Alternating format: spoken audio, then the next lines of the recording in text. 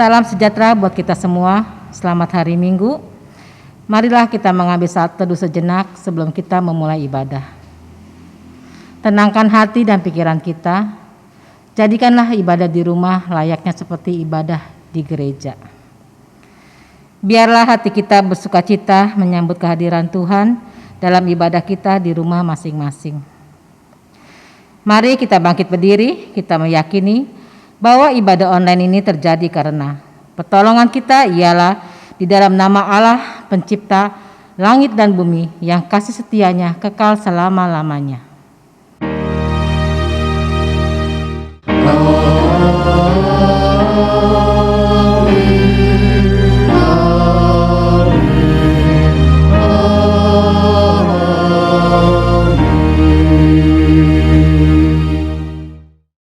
Kasih karunia Tuhan Yesus Kristus menyertai saudara. Setelah pemanggilan beberapa orang untuk menjadi muridnya, Yesus memberitakan Injil Kerajaan Allah. Ada yang berbeda dengan apa yang dilakukan Yesus. Yesus tidak hanya sekedar tahu tentang kuasa Allah, tetapi juga kehadirannya adalah wujud dari kuasa Allah itu sendiri. Dia mengajar dengan penuh kuasa. Kekuasaannya itu nyata manakala ia menghardik roh jahat dalam diri seseorang. Roh jahat itu telah merusak kehidupan orang yang dirasukinya, sehingga orang itu tidak berdaya. Ia dikendalikan oleh kuasa roh jahat itu. Yesus mengusir roh jahat itu dan orang itu terbebaskan. Tampaknya roh jahat itu mengenali siapa Yesus sesungguhnya, yang kudus dari Allah katanya. Berhadapan dengan kuasa Allah, roh jahat itu menjerit, tidak berdaya dan akhirnya keluar dari orang itu. Semua orang takjub. Segera berita itu menyebar bahwa Yesus mengajar dengan penuh kuasa. Takjub pada kuasa Allah itulah tema khotbah hari ini. Ketakjuban pada kuasa Allah mestinya mendorong kita untuk menaklukkan diri kepadanya. Bukan sekedar kagum dan terpesona, tetapi juga tunduk dan taat pada kuasanya. Umat Tuhan, mari kita bangkit berdiri dengan kita menyanyikan pujian dari KJ 64 bait 1 dan 2. Bila kulihat bintang gemerlapan.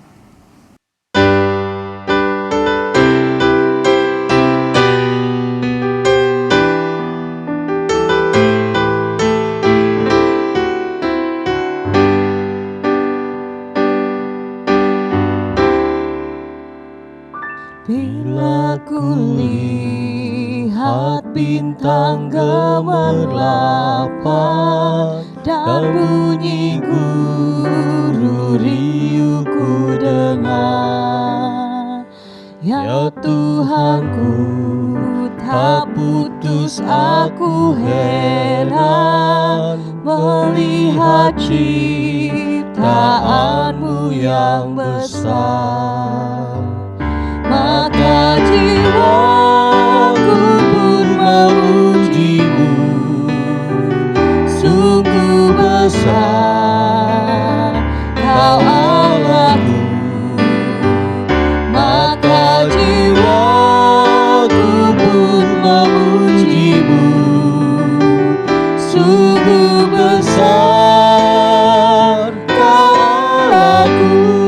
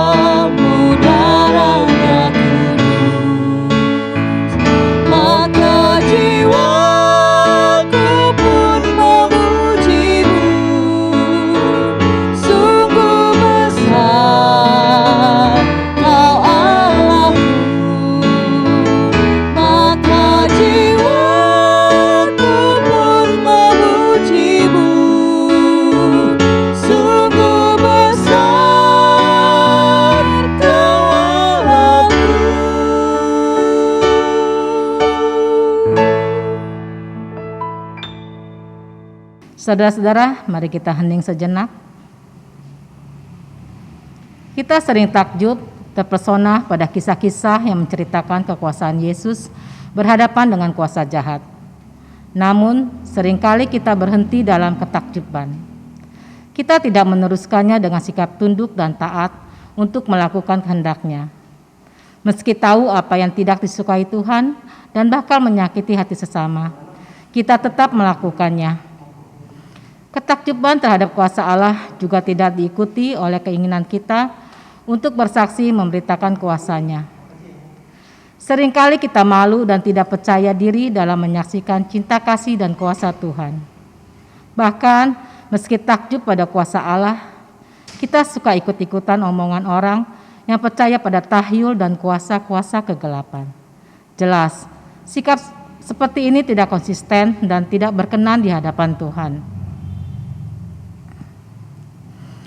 Marilah pada saat ini kita datang mengakui dosa-dosa kita di hadapan Tuhan, khususnya ketika kita meragukan kekuasaan Tuhan dan tidak mau tunduk di hadapan-Nya. Ungkapkanlah pengakuan dosa kita dengan tulus dan jujur, karena di hadapan Tuhan tidak ada yang dapat kita sembunyikan. Saudara-saudara diberi kesempatan untuk mengakui dosa-dosanya secara pribadi.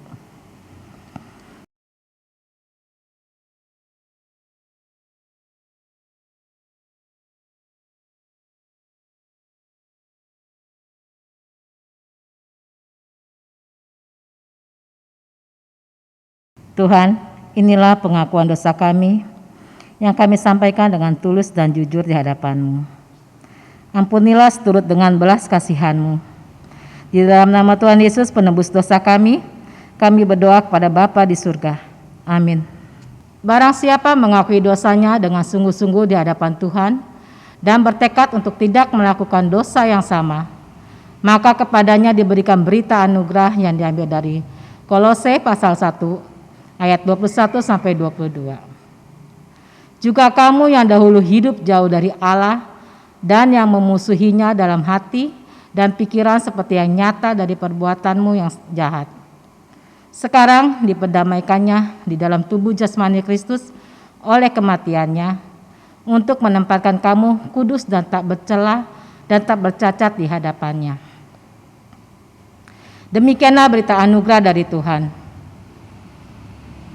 Marilah umat Tuhan kita mempersiapkan diri untuk mendengarkan firman Tuhan dengan menyanyikan pujian dari NKB 167 bait 1 dan 2.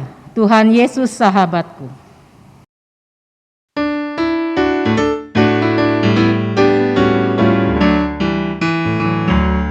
Tuhan Yesus sahabatku, tercinta dan erat, melebihi segalanya bagiku. Bunga bakung paling indah yang tumbuh di lembah, mengampuni menyucikan diriku.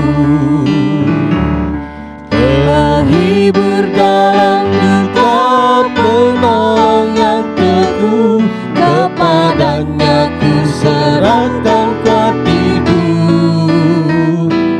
Bunga bakung paling indah yang tumbuh di lembah, melebihi segalanya bagiku.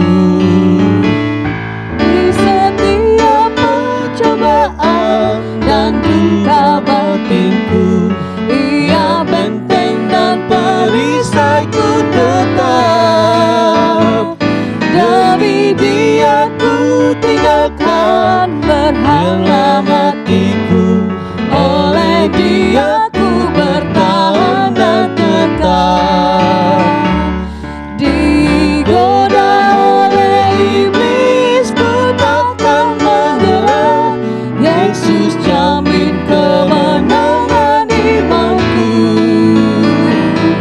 Bunga bakung paling indah yang tumbuh di lembah, melebihi segalanya bagiku. Saudara-saudara, mari kita berdoa. Bapa di surga, kami bersyukur untuk kasih pemeliharaan-Mu, untuk setiap peristiwa, untuk kejadian yang boleh kami alami, yang kami imani bahwa Sang Immanuel itu senantiasa menyertai kami. Saat ini pun ketika kami membaca, merenungkan bagian firman Tuhan, kami yakin dan percaya Roh Kudus menyertai kami. Ia memberikan kepada kami pengertian, pemahaman, agar kami terus terkonfirmasi dengan ajaran dan teladan yang Yesus Kristus berikan buat kami semua. Roh-Mu yang kudus juga memberi kekuatan agar firman ini boleh kami lakukan dalam hidup sehari-hari, baik dalam rumah kami, di lingkungan kami, dalam lingkup kami bekerja atau dimanapun kami berada. Tuhan yang menolong menyertai setiap kami semua yang Engkau percayakan untuk mewartakan berita firman ini. Pakailah peralatan yang ada, media online, jaringan internet, supaya itu semua juga menjadi alat di tangan-Mu untuk firman ini boleh kami mengerti dengan baik. Dalam nama Tuhan kami Yesus Kristus, Sang Firman yang telah menjadi manusia, kami berdoa kepada Bapa di sorga. Amin. Bacaan pertama diambil dari Ulangan 18 ayat 15 sampai 20. Seorang nabi dari tengah-tengahmu, dari antara saudara-saudaramu, sama seperti aku, akan dibangkitkan bagimu oleh Tuhan Allahmu. Dialah yang harus kamu dengarkan. Tepat seperti yang kamu minta dahulu kepada Tuhan Allahmu di Gunung Horeb pada hari perkumpulan, dengan berkata, tidak mau aku mendengar lagi suara Tuhan Allahku, dan api yang besar ini tidak mau aku melihatnya lagi, supaya jangan aku mati. Lalu berkatalah Tuhan kepadaku, apa yang dikatakan mereka itu baik. Seorang nabi akan kubangkitkan bagi mereka dari antara saudara mereka, seperti engkau ini. Aku akan menaruh firman-Ku dalam mulut-mu, dan ia akan mengatakan kepada mereka segala yang kuperintahkan kepadanya. Orang yang tidak mendengarkan segala firman-Ku yang akan diucapkan nabi itu demi nama-Ku, daripadanya akan kutuntut pertanggungjawaban. Tetapi seorang nabi yang terlalu berani untuk mengucapkan demi nama-Ku perkataan yang tidak kuperintahkan untuk dikatakan olehnya, atau yang berkata demi nama Allah lain, nabi itu harus mati. Demikianlah sabda Tuhan.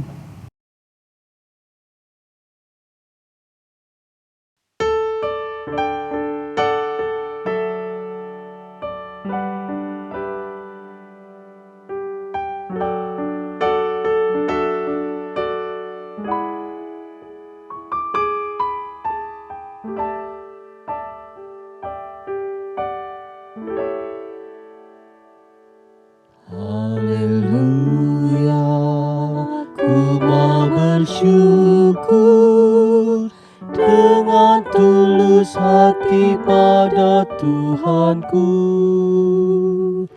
Dalam lingkungan orang benar, di tengah jemaat-Mu.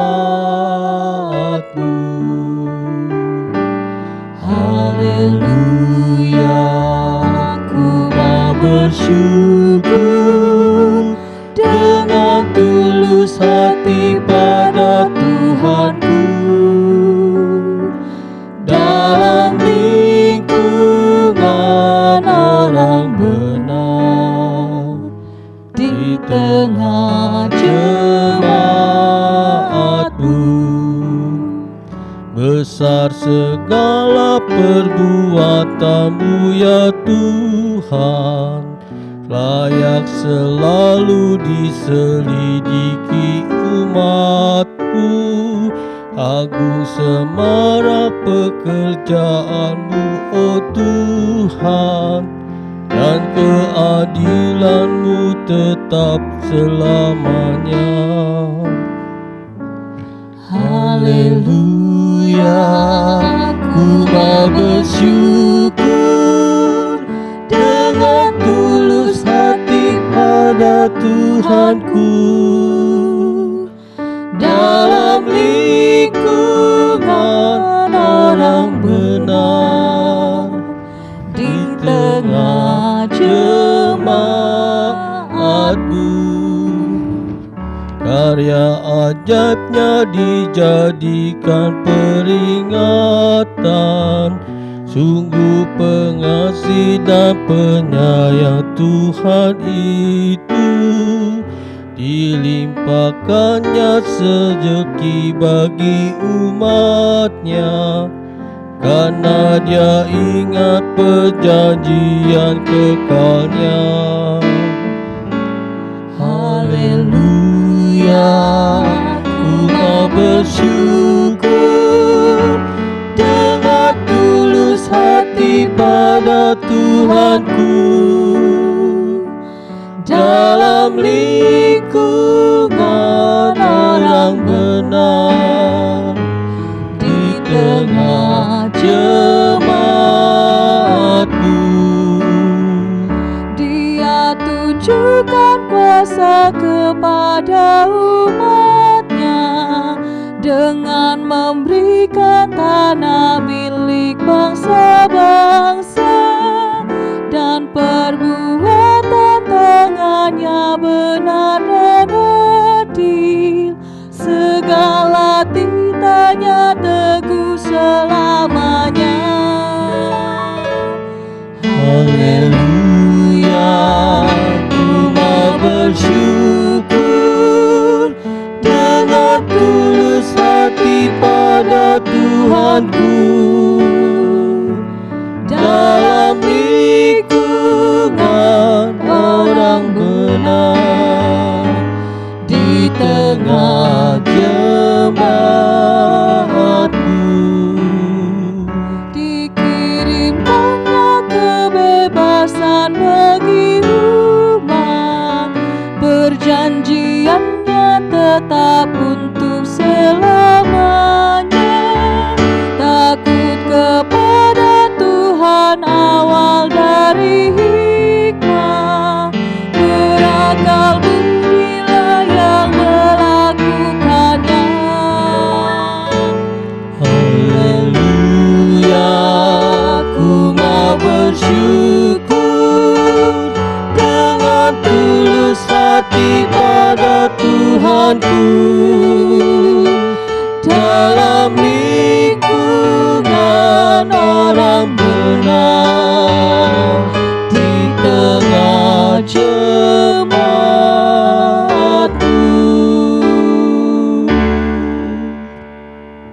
Bacaan kedua diambil dari 1 Korintus 8 ayat 1 sampai 13. Tentang daging persembahan berhala kita tahu, kita semua mempunyai pengetahuan. Pengetahuan yang demikian membuat orang menjadi sombong, tetapi kasih membangun. Jika ada orang menyangka bahwa ia mempunyai sesuatu pengetahuan, maka ia belum juga mencapai pengetahuan sebagaimana yang harus dicapainya.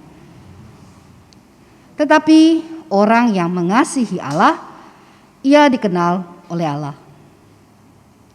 Tentang hal makan daging persembahan berhala, kita tahu tidak ada berhala di dunia dan tidak ada Allah lain daripada Allah yang Esa. Sebab sesungguhnya ada apa yang disebut Allah, baik di sorga maupun di bumi, dan memang benar, ada banyak Allah dan banyak Tuhan yang demikian. Namun bagi kita hanya ada satu Allah saja, yaitu Bapa, yang daripadanya berasal dari segala sesuatu dan yang untuk Dia kita hidup. Dan satu Tuhan saja, yaitu Yesus Kristus, yang oleh karenanya segala sesuatu telah dijadikan dan yang karena Dia kita hidup. Tetapi bukan semua orang yang mempunyai pengetahuan itu. Ada orang yang karena masih terus terikat pada berhala-berhala, maka daging itu sebagai daging persembahan berhala. Dan karena hati nurani yang mereka lemah, hati nurani mereka itu dinodai olehnya. Maka makanan tidak membawa kita lebih dekat kepada Allah. Kita tidak rugi apa-apa kalau tidak kita makan, dan kita tidak untung apa-apa kalau kita makan.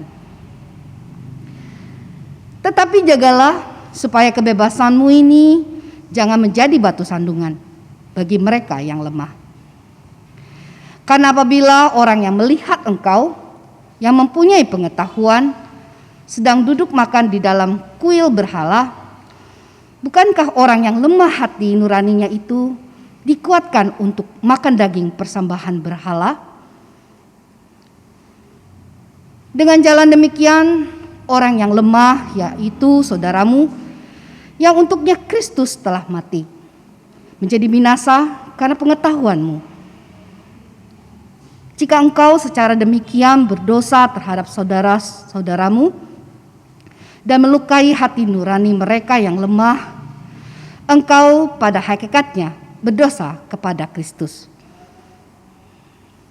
Karena itu, apabila makanan menjadi batu sandungan bagi saudaraku, aku untuk selama-lamanya tidak akan mau makan daging lagi, supaya aku jangan menjadi batu sandungan bagi saudaraku. Demikianlah sabda Tuhan.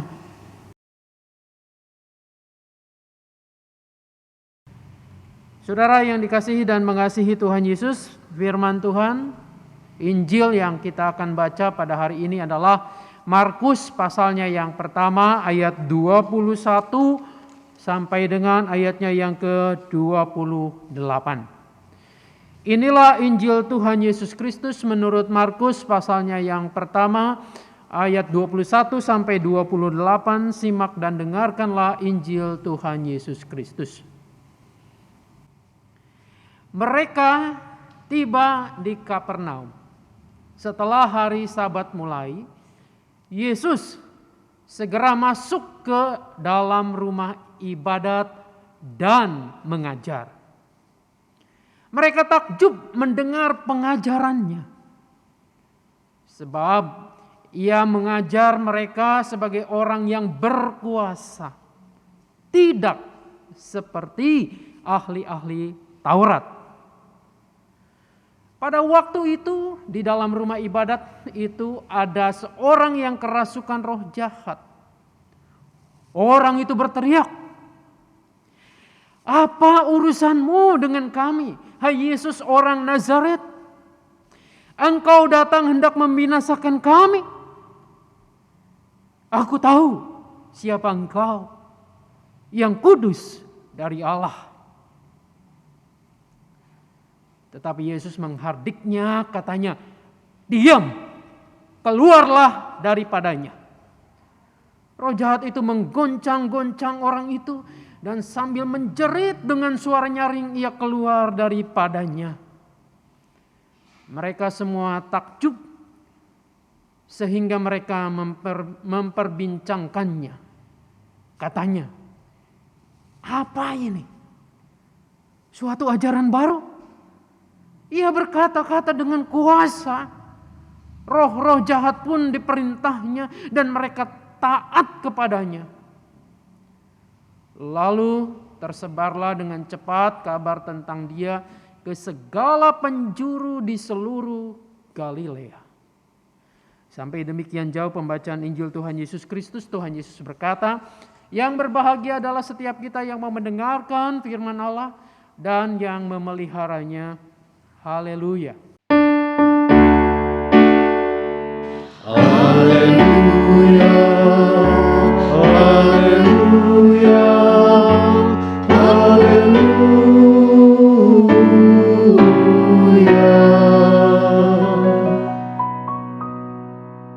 Ibu bapak yang dikasihi dan mengasihi Tuhan Yesus, takjub pada kuasa Allah. Itulah tema khotbah hari ini. Saudara-saudara, ketika saya menyiapkan bahan khotbah ini, minggu yang lalu, hari Jumat 22 Januari, saya terperangah membaca artikel opini dalam harian umum Kompas, koran Kompas itu. Salman Habeahan, seorang pegawai Kementerian Agama, dia menuliskan sebuah pemikirannya atau opini dengan judul Agama, Inspirasi atau Aspirasi. Rasi-rasinya sama ya, tapi sangat jauh beda antara inspirasi dan aspirasi. Pada awal tulisannya, Habeahan ini mempertanyakan peran agama. Sambil ia mengutip laporan dari Transparency International tahun 2020. Jadi belum lama, tahun kemarin. Transparency International ini mengeluarkan ranking. Kalau di sekolahan ranking sekolah, tapi ini tingkat dunia rankingnya ranking korupsi yang mencakup 179 negara. Berarti hampir seluruh dunia. Nah, saudara-saudara, Habeahan ini menyoroti kaitannya ya. Ini ada kaitannya. Kaitan negara-negara yang paling bersih dari tindakan korupsi, lalu dikaitkan dengan pentingnya kehidupan beragama. Apakah negara-negara yang menganggap kehidupan beragama itu sangat penting, lalu berdampak pada bersihnya dari tindakan korupsi? Dengan kata lain, apakah agama itu cukup punya kuasa, punya power, kekuatan untuk membuat sebuah negara bersih dari tindakan korupsi? Sebenarnya dari titik sini saya ingin melihat lebih jauh. Apakah agama itu berpengaruh dari perilaku orang terhadap tindakan-tindakan kejahatan? Nah, saudara-saudara, laporannya cukup mengejutkan. 10 negara yang paling bersih korupsinya, bersih mendekati 0 begitu. Presentasi pentingnya agama dalam hidup mereka adalah sebagai berikut, ini daftarnya ya. Ini bukan saya ngarang-ngarang, tapi disajikan berdasarkan tadi penelitian dari Transparency International itu. Ternyata ranking pertama, negara yang bersih korupsinya itu adalah Selandia Baru. Selandia Baru ini dikaitkan pentingnya agama, penting gak sih begitu? Nah, menurut mereka hanya 33% agama itu penting. Lalu ranking kedua yang bersih korupsinya adalah negara Denmark. Denmark ini ketika ditanya berapa pentingnya agama, saudara-saudara, rakyatnya hanya menjawab 19% saja agama itu penting. Yang 81% enggak penting agama. Lalu yang kemudian yang ketiga adalah Finlandia. Finlandia 28%. Dan yang menarik adalah Singapura. Singapura, tetangga kita, itu ada di urutan yang keempat negara yang terbersih dari korupsinya. Sekaligus juga menganggap penting agama. 70% penduduknya menyatakan penting agama itu. Lalu yang kelima adalah Swiss. Swiss itu mengatakan rakyatnya 41% agama penting. Ada Swedia, ini barangkali paling terendah. Swedia mengatakan bahwa 15% saja agama itu penting. 85%-nya enggak penting. Lalu Norwegia di urutan yang ke-7 negara yang terbersih dari korupsinya, 22% agama penting.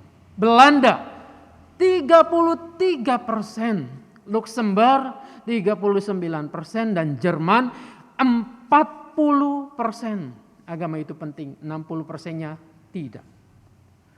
Saudara-saudara, Singapura adalah satu-satunya negara dalam top 10 dengan nilai tertinggi pentingnya kehidupan beragama, yakni 70%. Jadi dari 10 negara itu, kalau dirata-ratakan semuanya totalnya, hanya 34% saja menganggap kehidupan agama itu penting. Bayangkan ya, yang merasa penting beragama cuma 34%, tapi tindakan korupsinya nyaris bersih. Saudara-saudara, kebalikan dari ranking di atas, Transparansi Internasional menyajikan ada 5 negara yang menganggap agama itu penting sekali. Namun justru memiliki ranking keberhasilan pemerintahnya dalam memberantas korupsi sangat buruk. Kelima negara itu adalah India yang mayoritas pemeluknya Hindu.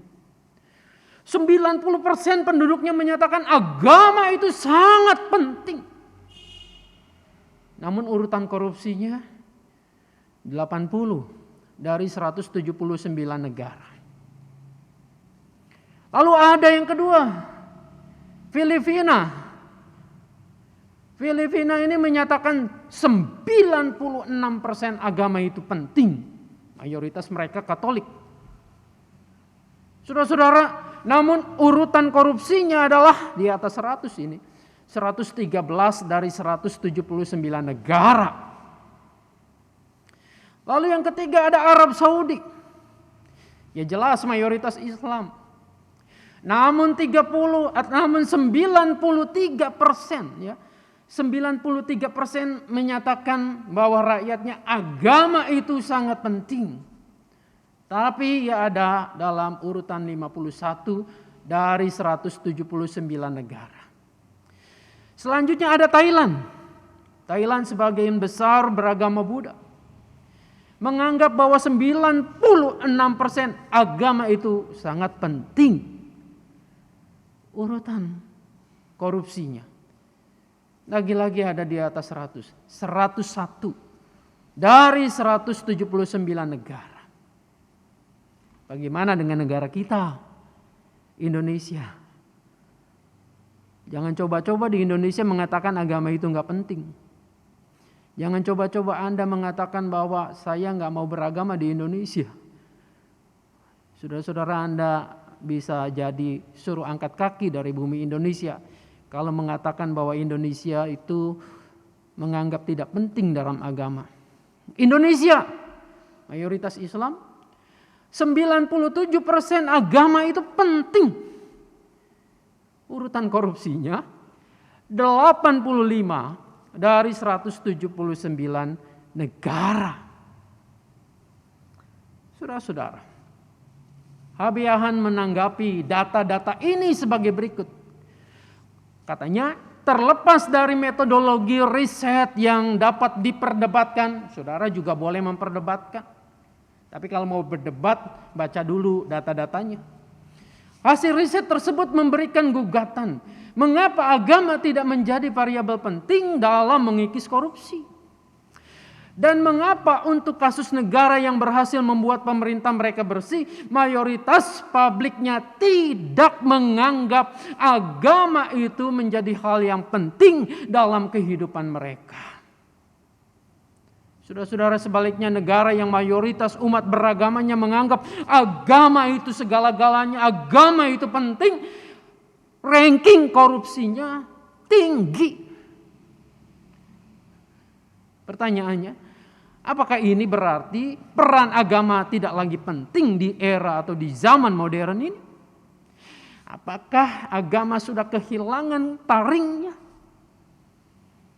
Jawabannya tergantung dari bagaimana agama itu ditafsirkan, dihayati, bukan sebagai aspirasi yang melahirkan tafsir agama secara sempit, fanatisme, secara simbolik dan formalistis.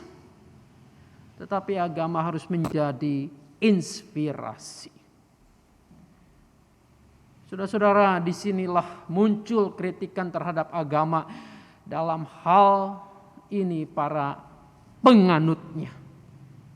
Para penganutnya Anda dan saya kan umat beragama juga. Saudara-saudara, agama termasuk semua entitasnya harus memberdayakan mestinya itu.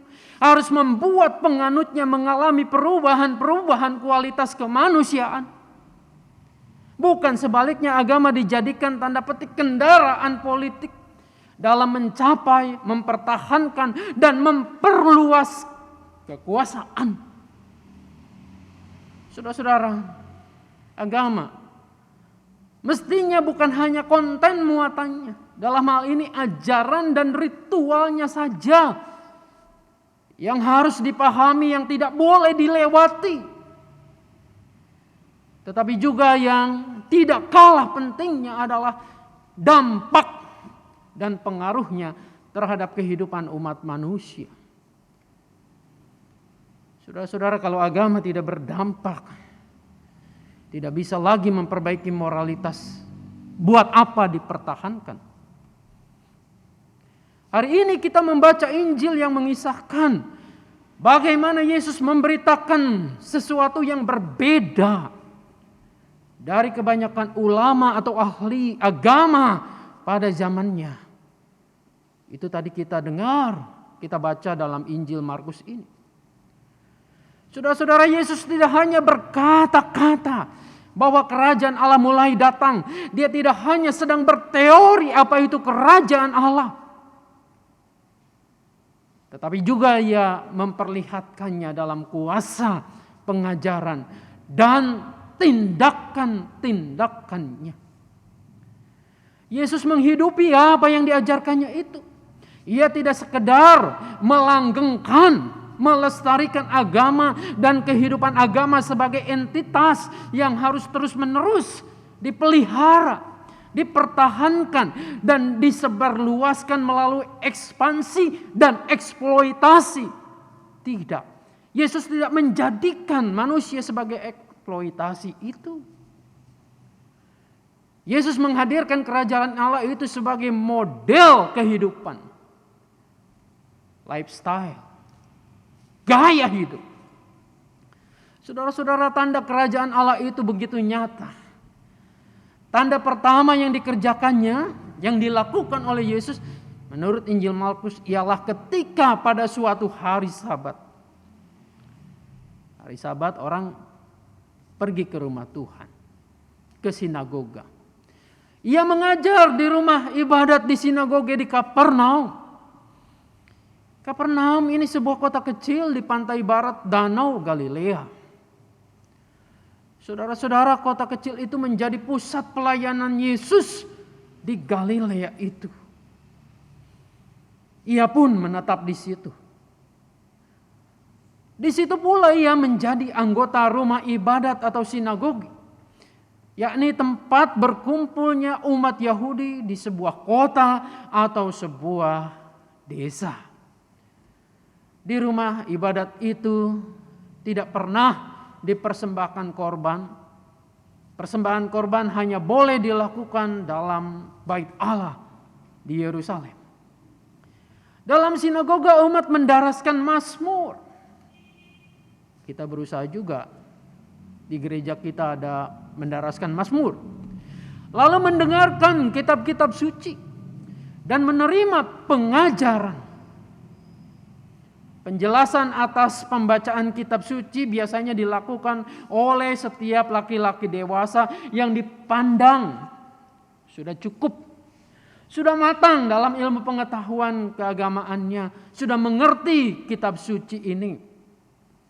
Dalam format inilah Yesus mengajar dan memberitakan kabar baik. Saudara yang dikasihi dan mengasihi Tuhan Yesus, berbeda dari Injil lain. Hari ini kita baca Injil Markus. Kalau kita semua mencermati Injil ini, Markus jarang menyampaikan isi ajaran. Isi ajaran yang disampaikan oleh Tuhan Yesus apa? Ia jarang sekali menampilkan itu. Dalam ayat yang tadi kita baca, ayat 21, ia masuk ke rumah ibadat dan mengajar. Ajarannya enggak dituliskan apa. Ia mengajar tentang puasa kah, tentang pertobatan kah, tentang kasih Allah, tidak diceritakan. Nah, saudara-saudara, tidak tampak dengan jelas Yesus menjelaskan Taurat atau kitab Nabi yang mana yang dibacanya. Namun Markus mencatat bahwa ia memberitakan Injil Kerajaan Allah.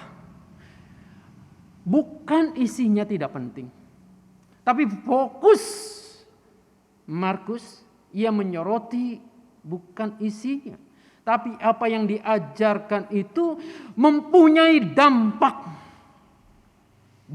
dari pengajaran Yesus.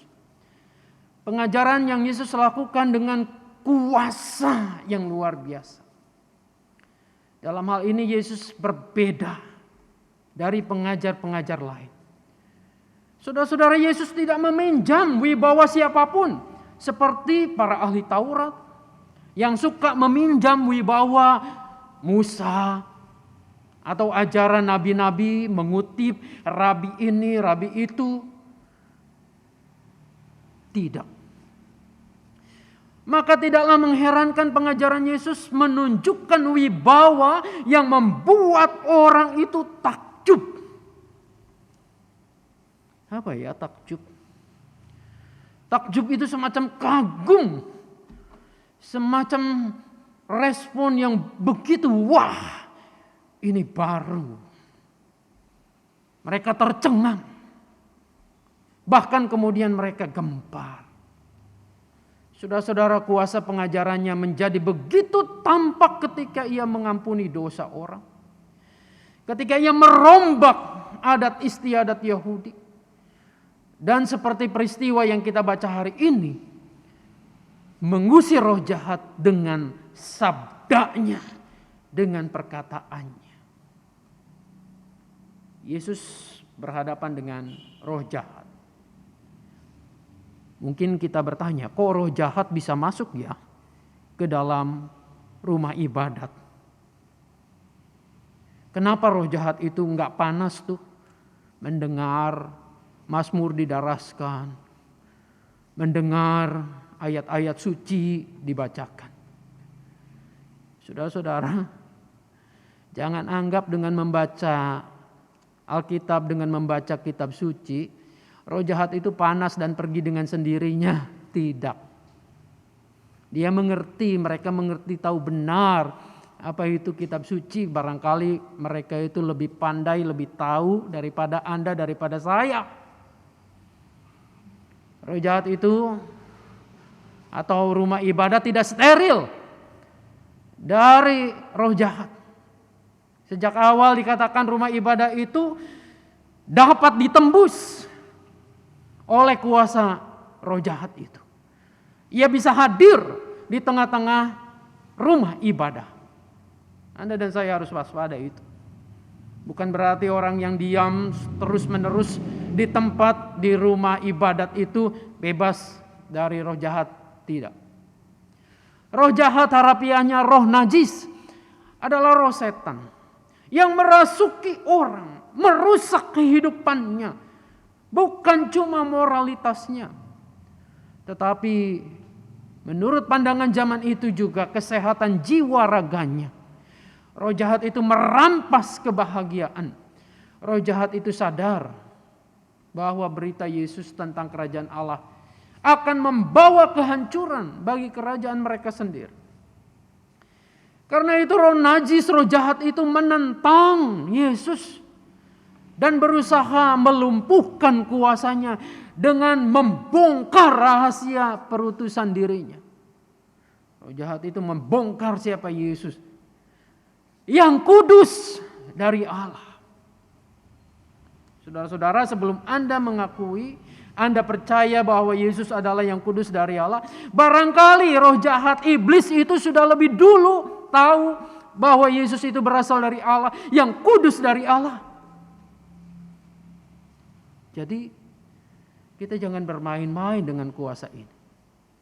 Saudara-saudara, yang kudus dari Allah itu, yang disebutkan iblis ini adalah menunjuk kepada jati diri Yesus sebagai Mesias yang diurapi itu.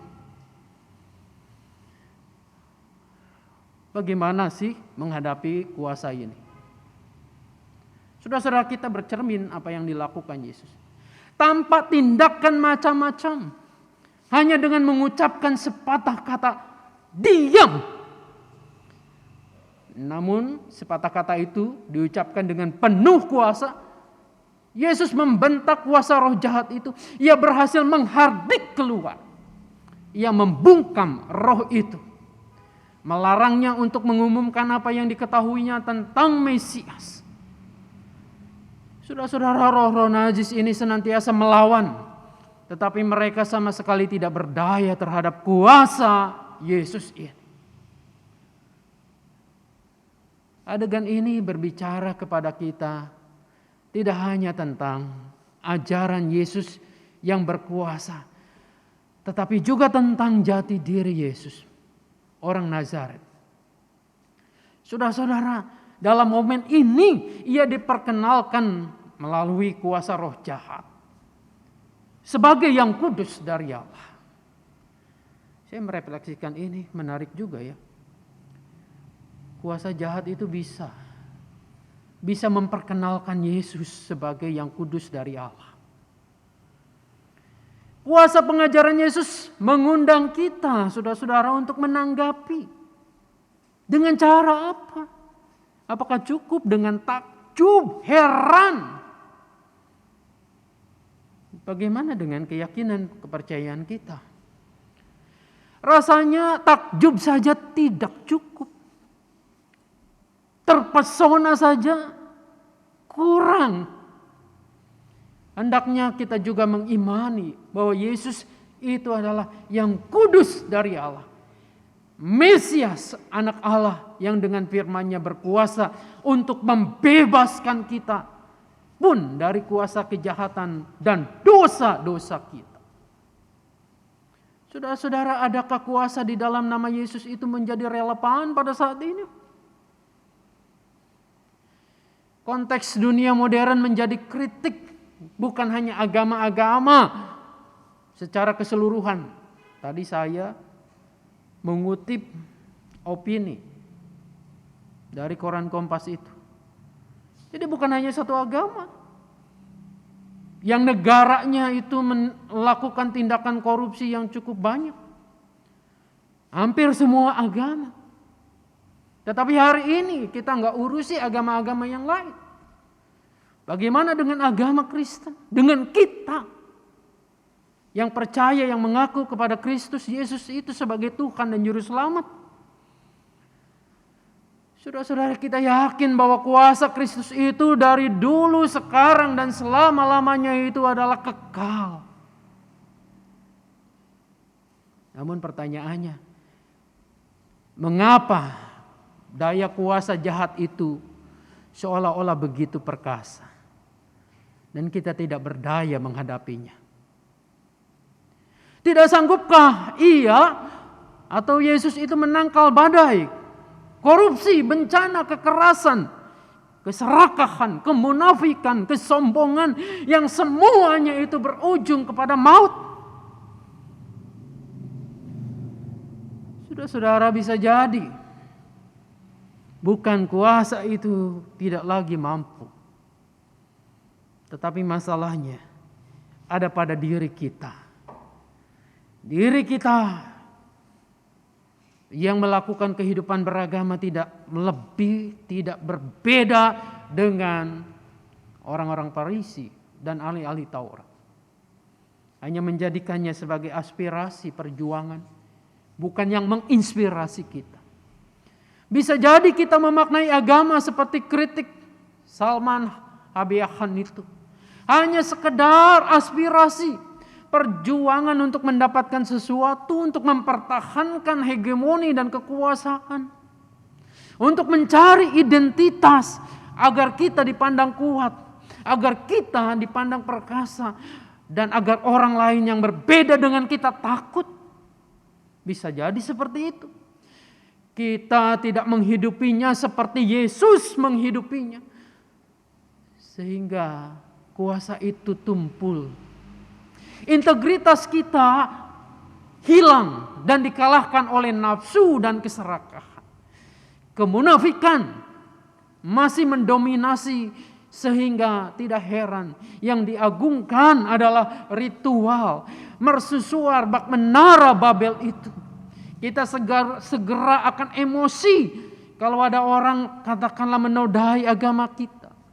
Kita akan segera marah ketika tatanan liturgi berbeda, mungkin diselewengkan, mungkin tidak seperti yang lazimnya.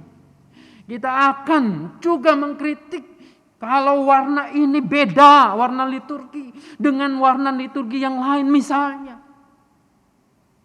Tetapi kita tidak pernah marah ketika kita sendiri melakukan ketidakadilan.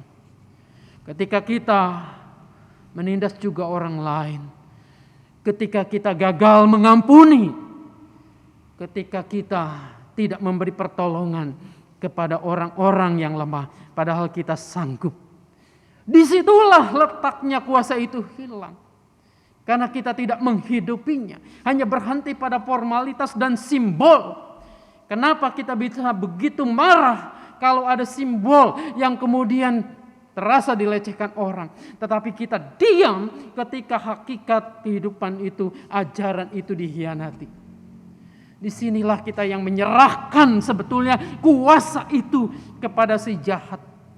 Bukan kuasa Kristus yang tumpul. Jadi saudara-saudara, jangan hanya berhenti mengagumi dan takjub saja. Melainkan menghidupinya. Menggunakan kuasa itu seperti Yesus gunakan. Pergunakanlah kesempatan ini dengan baik. Tuhan menolong memberkati kita. Amin.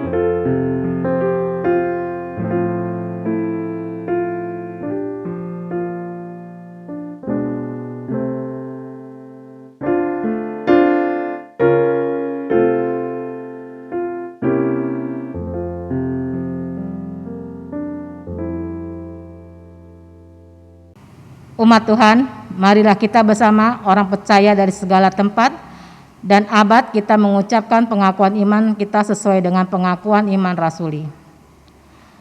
Aku percaya kepada Allah, Bapa yang Maha Kuasa, Khalik langit dan bumi, dan kepada Yesus Kristus, anaknya yang tunggal, Tuhan kita, yang dikandung daripada Roh Kudus, lahir dari anak darah Maria, yang menderita sengsara di bawah pemerintahan Pontius Pilatus, disalibkan, mati dan dikuburkan, turun dalam kerajaan maut.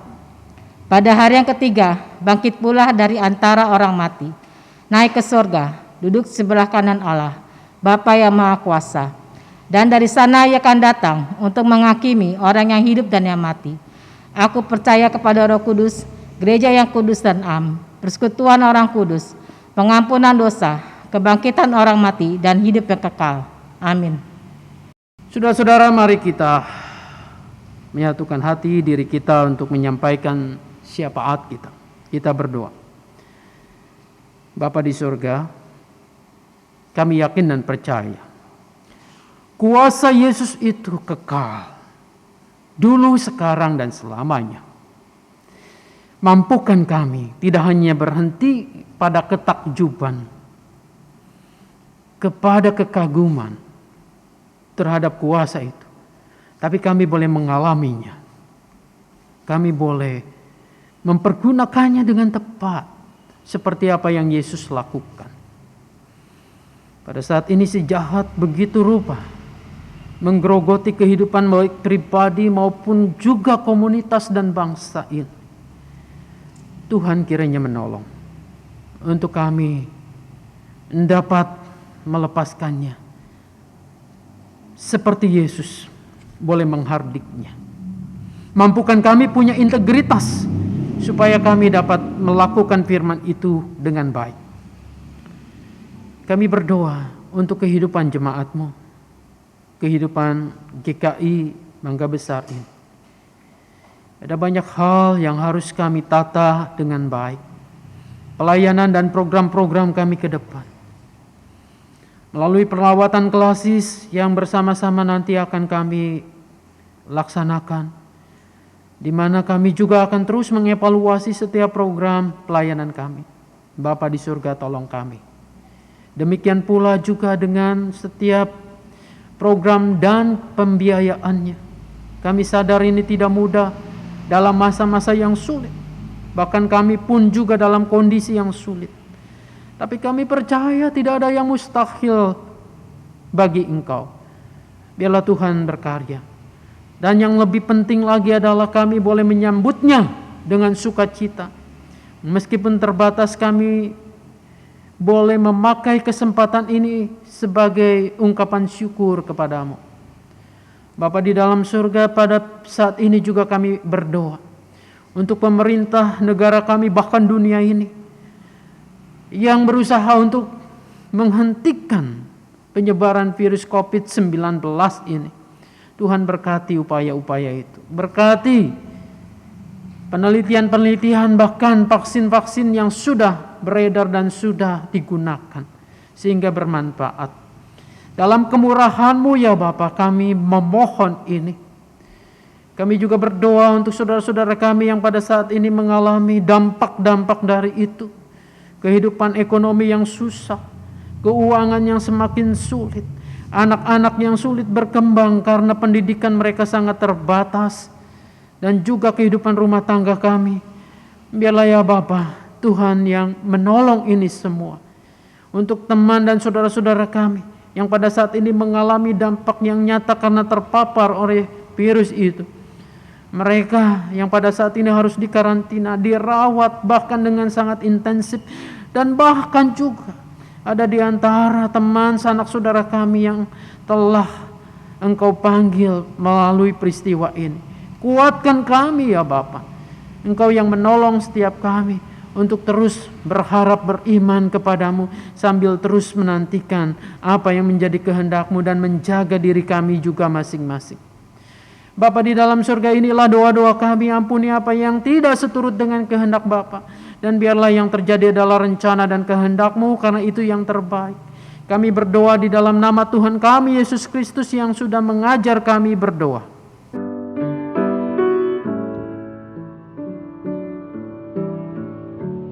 Bapa kami yang ada di sorga,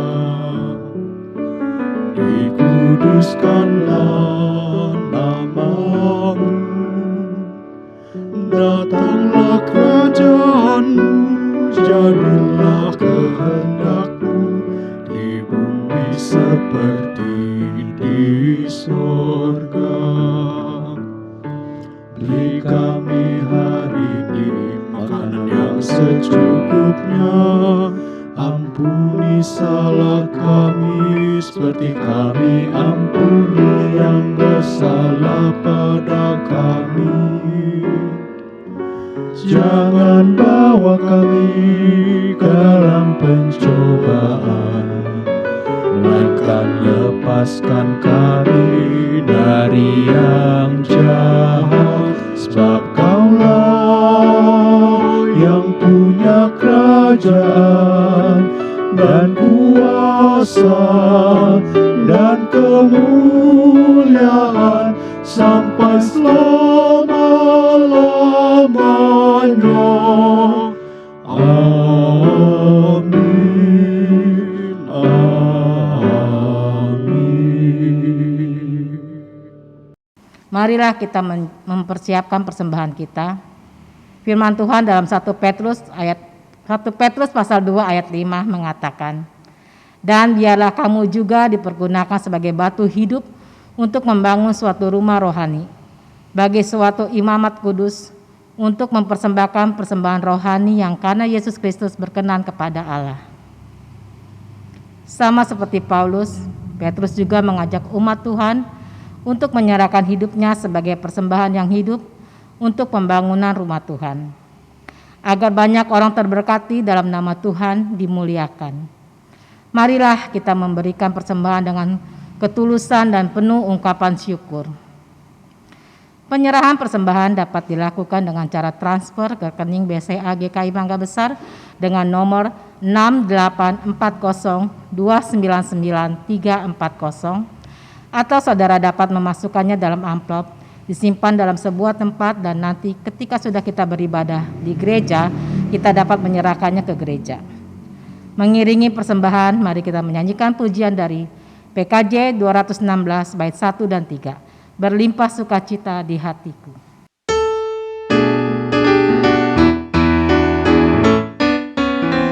Berlimpah sukacita di hatiku, di hatiku, di hatiku. Berlimpah sukacita di hatiku, tetap di hatiku. Aku bersyukur, bersukacita. Kasih Tuhan diam di dalamku.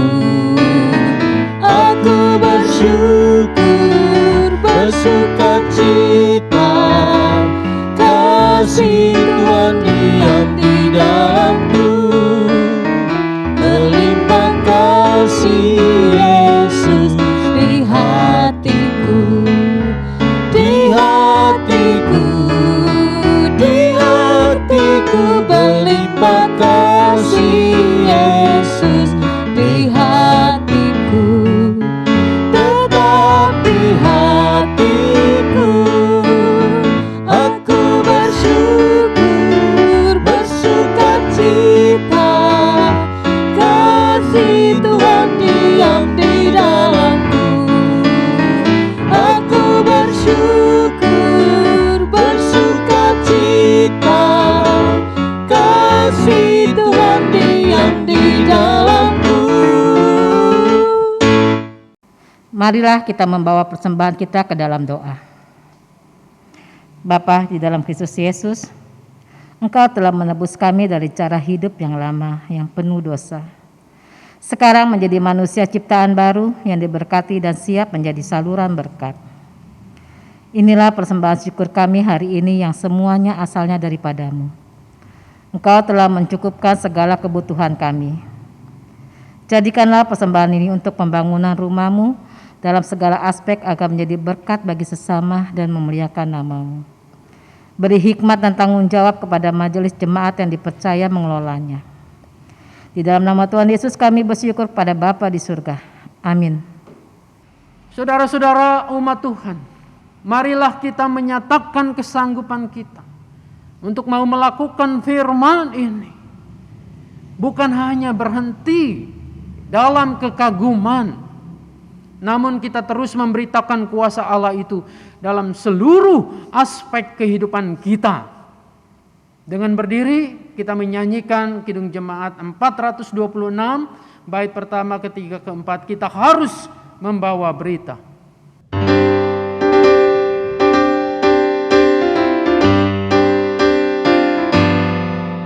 Kita harus membawa berita pada dunia dalam gelap tentang kebenaran dan kasih dan damai yang menetap, dan damai yang menetap, dan menanggap jadi remang pagi dan remang jadi siang terang. Kuasa Kristus kan nyatalah ramadi dan cemerlang. Kita harus membawa berita Allah itu kasih belas, diberikan putra tunggalnya supaya kita lepas, supaya kita lepas. Menganggap jadi remang pagi dan remang jadi siang terang. Kuasa Kristus nyatalah ramadi dan cemerlang. Kita harus bersaksi di dunia tanpa saudara kudus. Semoga yang masih saksi terima sang penebus, terima sang penebus. Menetap jadi remang pagi dan remang jadi siang terang. Kuasa Kristus kan datanglah ramadi dan cemerlang. Saudara-saudara, sekarang arahkanlah hatimu kepada Tuhan. Jadilah saksi-saksi Kristus dimanapun Anda berada. Terpujilah Tuhan. Kini kembalilah ke dalam kehidupan saudara, tugas dan tanggung jawab saudara dengan menerima berkat Tuhan. Tuhan memberkati engkau dan melindungi engkau.